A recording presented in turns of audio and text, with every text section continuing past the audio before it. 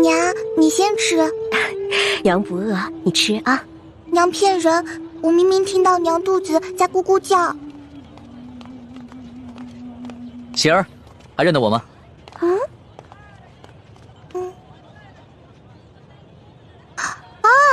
大哥哥是你呀！喜儿，在吃什么呢？我娘煮的野菜糊糊，家里的米面都吃完了，只能吃野菜了。我娘说要再过几天，连野菜都没得吃了。这位公子爷是？我就是那日分走半张白面烧饼的叫花子，这次过来兑现对喜儿的承诺，还你们肉饼。真的？娘，我就说嘛，大哥哥是不会骗我的。哎呦，你看我这眼睛，那日小夫人说话多有得罪，还望公子大人有大量，不要以小夫人一般见识。没事的，大嫂，在这灾荒之年，人人都只能顾自己。这喜儿啊，能把仅有的一张烧饼分我一半，这等大恩，也是让我终身难忘的。来，肉饼，整整10张肉饼，赶紧吃吧。娘，你先吃吧。谢谢公子爷。大嫂，能不能把这碗野菜糊糊给我喝呀？这公子一看就是出身不凡的大富大贵之人，如何喝得这个呀？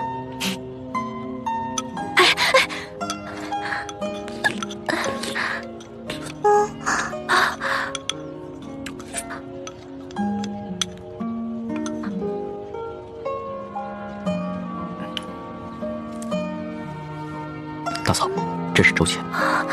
这可如何使得？没事，收下吧，这是我欠你们的。相信我，很快朝廷就有新的赈灾措施下来，到时候就再也没有人能骗得了你们了。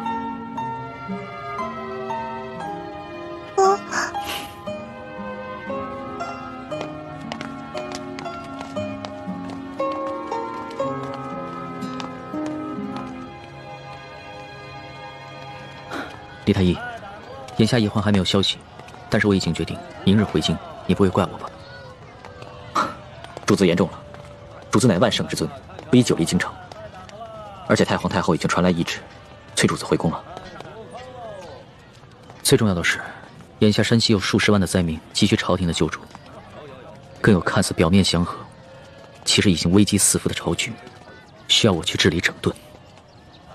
这是易欢为何宁可牺牲自己要救我的原因，所以我不能辜负他。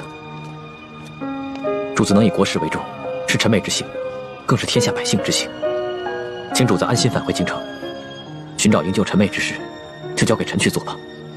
臣正在想办法，通过一些江湖人士，打探那些黑衣杀手的下落，相信很快便会有消息。那一切都拜托你了。其实，在我的心里，你并非我的臣下，而是我的朋友。